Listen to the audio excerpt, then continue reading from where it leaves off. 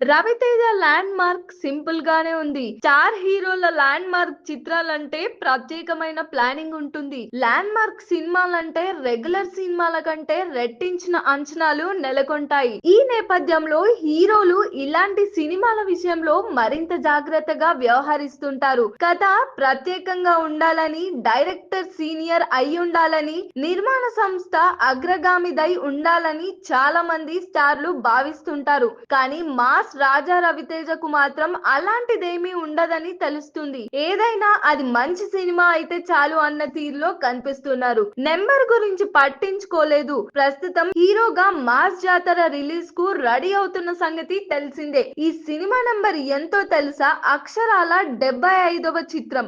అవును, ఈ విషయాన్ని డైరెక్టర్ భాను భోగవరపు చెప్పే వరకు గాని విషయం వెలుగులోకి రాలేదు. మాస్ జాతర 75వ చిత్రం అని తనకి కూడా తెలియదన్నాడు. ఓసారి వీకీలోకి వెళ్లి రవితేజ నటించిన సినిమాలన్నీ లెక్కిస్తే మాస్ జాతర 75వ నెంబర్ ఇచ్చిందని తెలిపారు. ఇదే విషయాన్ని రవితేజకు చెబితే నెంబర్ గురించి ఆలోచించొద్దని, ప్రశాంతంగా సినిమా తీసుకోమని సెలవిచ్చారు. కథ బాగున్నప్పుడు దేని గురించి ఆలోచించొద్దని చెప్పడంతోనే తాను అనుకున్నది అనుకున్నట్లు తీయగలరు. మాస్ కథే అయినా రవితేజ మార్క్ హాస్యం మాత్రం పుష్కలంగా ఉంటుందన్నారు. భాను భోగవరపు దర్శకుడిగా ఇదే తొలి సినిమా. అసోసియేట్ డైరెక్టర్ గా పనిచేసిన అనుభవం ఉంది. మంచి రైటర్ గాను ఇండస్ట్రీలో గుర్తింపు ఉంది. అది చూసిన రవితేజ భాను డైరెక్టర్ అవ్వడానికి ఈ క్వాలిఫికేషన్స్ చాలు అని భావించి మాస్ జాతర కథ చెప్పగానే నచ్చడంతో ఓకే చేసినట్లు తెలుస్తుంది. మరి దీనిపైన మీ ఒపీనియన్ ఏంటో కామెంట్ చేయండి.